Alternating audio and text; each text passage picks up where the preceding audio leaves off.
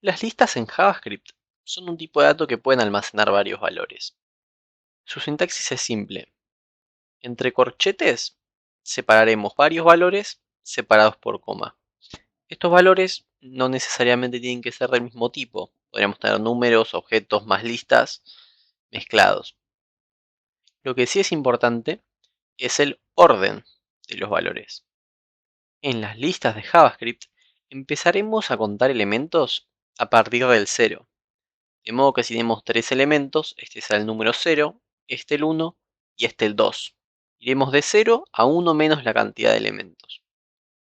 Y podemos acceder a los elementos individualmente utilizando corchetes luego de la variable que es una lista. De modo que si tenemos una lista que se llama frutas, entonces haciendo frutas y entre corchetes ceros, accedemos al primer elemento.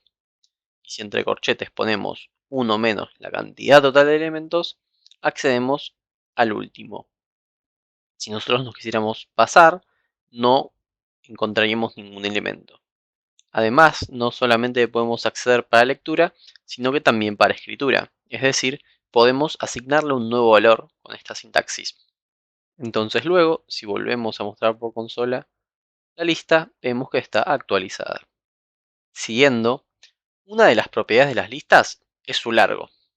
En este caso sabemos que son 3 elementos, pero no siempre es un dato que vayamos a tener de manera intrínseca. Lo que podemos hacer es acceder al atributo de largo, length en inglés, como si la lista fuera un objeto.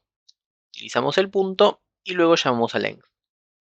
Vemos cómo por consola nos devuelve 3. Esto podríamos, por ejemplo, usarlo para iterar toda la lista.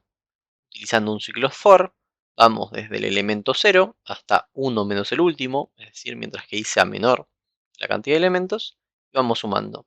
Y así podemos iterar la lista. De todos modos, si quisiéramos iterar una lista, hay mejores modos. Por ejemplo, de la misma manera que teníamos for_in en objetos, podemos usar for_of para iterar cada elemento de un objeto. Entonces nuestra sintaxis será un ciclo for, tenemos nuestra variable que ir iterando y podemos decir of y la colección de objetos. Esto lo podríamos leer como para cada fruta de frutas y esto ciclará, de modo que acá mostraremos por consola cada fruta.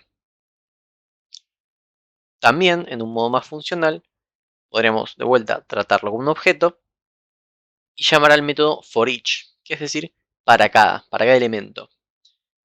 Este método recibe como parámetro una función. Aquí estamos usando una función flecha, que de parámetro tendrá la fruta o el elemento. Es decir, se llamará esta función para cada elemento en la lista. Esta función vemos cómo tomamos la fruta como parámetro y luego la mostramos por consola. Vemos acá una particularidad de las funciones flechas, que es que cuando toma un solo elemento no necesitamos los paréntesis del parámetro. Si quisiéramos tomar más parámetros, entonces sí. Podemos ver que la función que va dentro del forEach tiene dos parámetros. No solamente los elementos individuales, sino que un segundo parámetro que será el iterador. Entonces, si nosotros mostramos por consola el iterador y luego el elemento, podríamos ver 0, la primera fruta, 1, la segunda fruta y 2, la tercera fruta. Esta no es la única función funcional de las listas. Otra muy útil es la función de map, que nos sirve para transformar cada elemento. Nosotros acá, por ejemplo, estamos agarrando la lista original y estamos haciendo un mapeo, donde primero recibimos la fruta. Acá le pongo nombre para mostrar que no necesariamente tiene que ser un singular de lo que era la lista. Pueden tener cualquier nombre. Entonces, la función agarra la fruta original y la pasa a mayúsculas.